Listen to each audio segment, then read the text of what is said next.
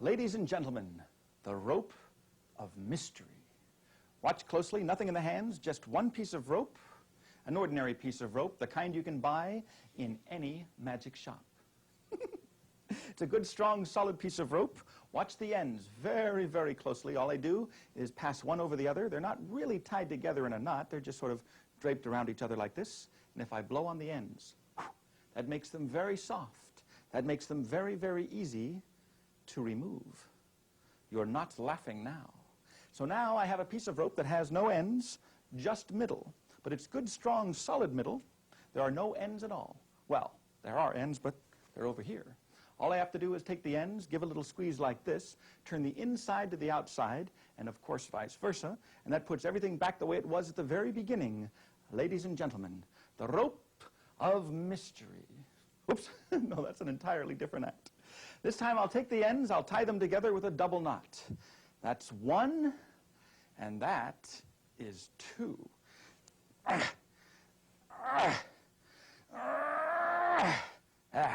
A good strong double knot.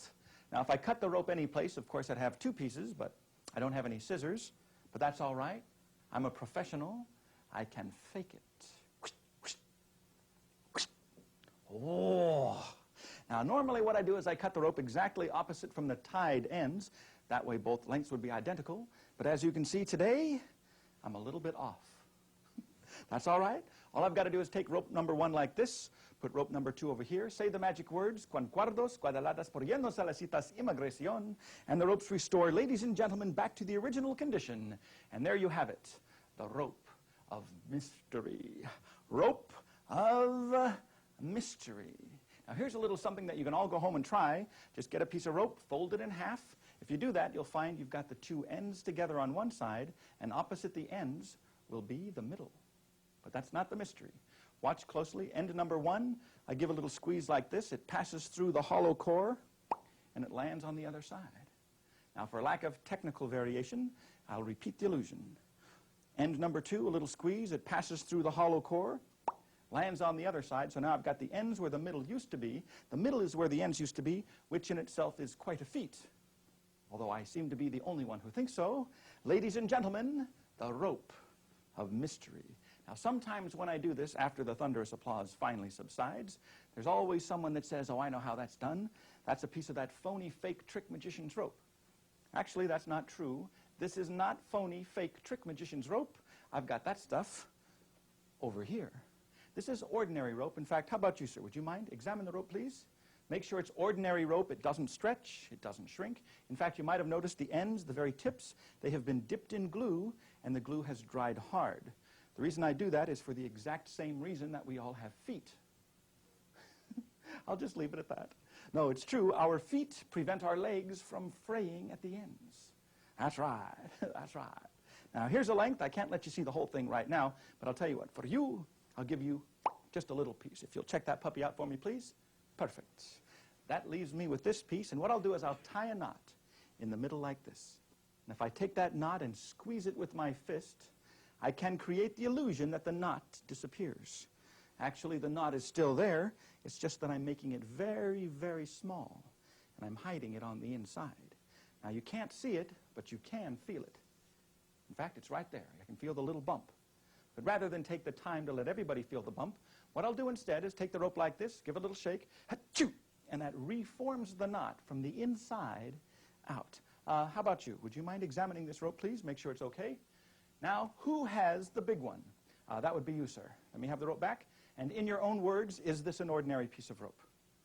Ah, excellent phrasing. That's right. It's an ordinary piece of rope, and who's got the little piece? That would be you.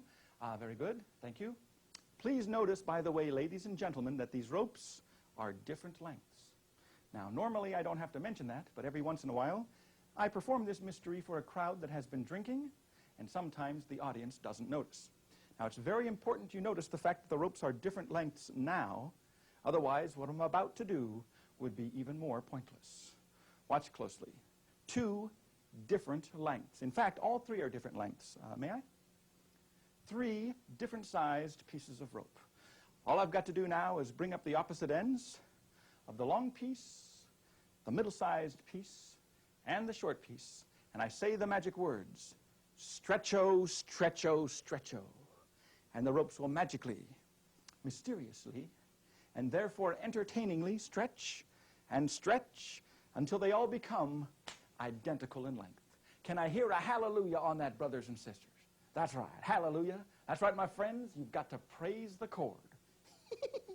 Some of these jokes I do just for myself. Watch closely, 3 pieces of rope now, all identical in length. Here's rope number 1. I want you to see for yourself. It doesn't stretch, it doesn't shrink. It's a good, strong, solid piece of rope. But now rope number 1 is exactly the same length as rope number 2, which also does not stretch or shrink. And rope number 2 is exactly the same length as rope number 3. It's a very convincing illusion.